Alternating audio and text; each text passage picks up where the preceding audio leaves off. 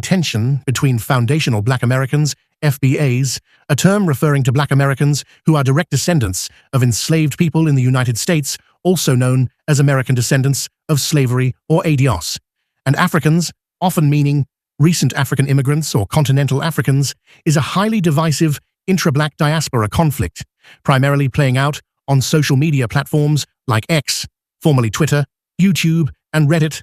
Core of the conflict, FBAs emphasize their unique lineage tied to the transatlantic slave trade and chattel slavery in the US, arguing that their ancestors built the nation's wealth through unpaid labor.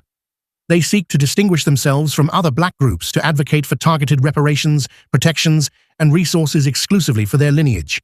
Proponents, influenced by figures like Tariq Nasheed, claim that post-1965, African and Caribbean immigrants benefit from civil rights struggles led by FBAs without sharing the same historical oppression, and sometimes leech off Black American culture or opportunities. Critics, including many Pan-Africanists and Black immigrants, view FBA ideology as xenophobic, anti-immigrant, and divisive. They argue it echoes right-wing replacement theory narratives by portraying immigrants as threats who undermine FBA claims to reparations or resources.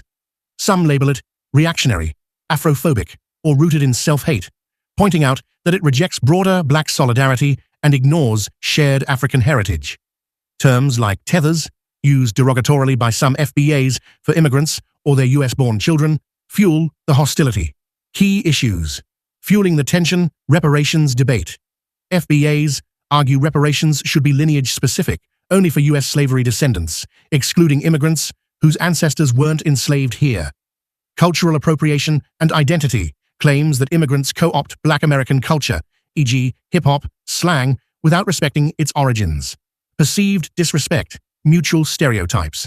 Some FBAs accuse Africans of looking down on Black Americans or denying their struggles. Some Africans-Caribbeans accuse FBAs of anti-African bias or ignorance about the continent.